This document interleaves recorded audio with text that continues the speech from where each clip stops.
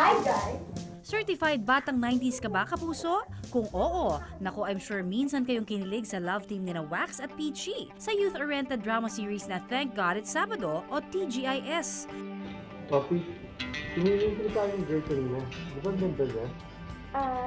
No comment. Ample time, she will be mine. Dahil nga sa sobrang successful ng TGIS, nagkaroon pa ito ng sequel, ang Growing Up.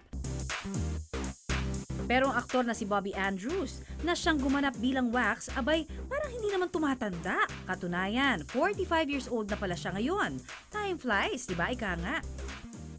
Actually, nakakagulat na after 20 plus years already, people still remember the program. It just goes to show how successful TGIS was 20 plus years ago, no? Sino bumaril sa kanya? Mama, tuturusin po sa gubat! Paano mo nabuhat si Rafael mula gubat papunta rito? Sa kasalukuyan, aktibo pa rin si Bobby sa showbiz. Katunayan, kabilang siya sa cast ng kasisimula pa lamang na fantaserye, ang Mulawin vs. Ravenna. Kita naman daw sa katawan ni Bobby na hindi siya mahilig magbuhat sa gym. Pero it doesn't mean na hindi siya physically fit. Kaya naman this morning, isang kakaibang workout ang kanyang susubukan. Ang tinatawag na Animal Flow. Bawat exercise kasi hango sa natural na movement ng iba't ibang hayop, gaya ng monkey, crab, at frog. Ang Animal Flow, mainam na cardiovascular exercise. Ibig sabihin, pinalalakas nito ang ating puso at baga. Yung gagawin ko is yung 8. So, yung hand nasa front lang, then deep squat tayo. So, ganito yun. May isa pang movement doon, pa-side naman. So, ganyan lang. Bobby, it's your turn. Go! Okay, ma-board? Magandang exercise na ito para sa core at legs.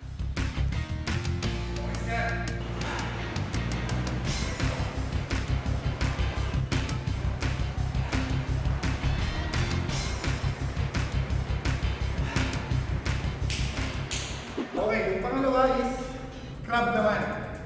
So, yung position naman ng crab, yung hand natin, siyempre, saka yung feet nasa floor, yung hip, 1 inch off the floor lang. So, ang movement nito pwedeng forward, meron. Siyempre, definitely, dapat side. Kasi crab na. Crab.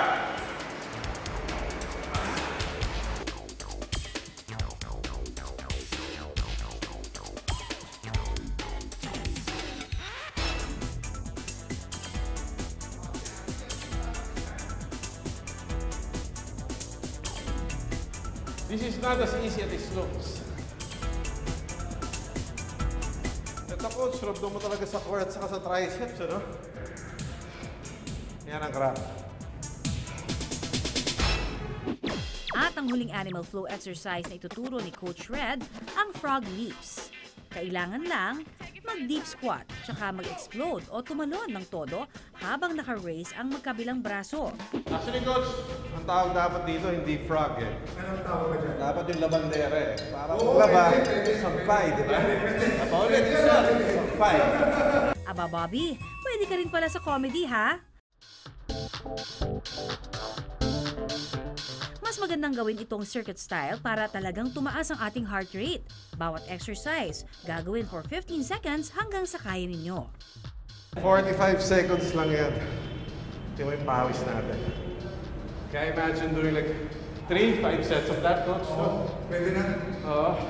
Good job, Bobby! Aside from workout, importante rin naman talaga ang diet. I eat in moderation. Napaka-healthy ng lunch natin. After a good workout, a good healthy meal. Vegetables, steamed fish. This is healthier than mga fried. So dito, steamed broccoli. This is healthier because wala nang additional oil. 20 plus years older pero hindi halata, di ba? Dahil yan sa kanyang healthy living. Kaya nararapat lang na ang dating matinee idol, ngayon naman gawin nating role model sa pagiging fit.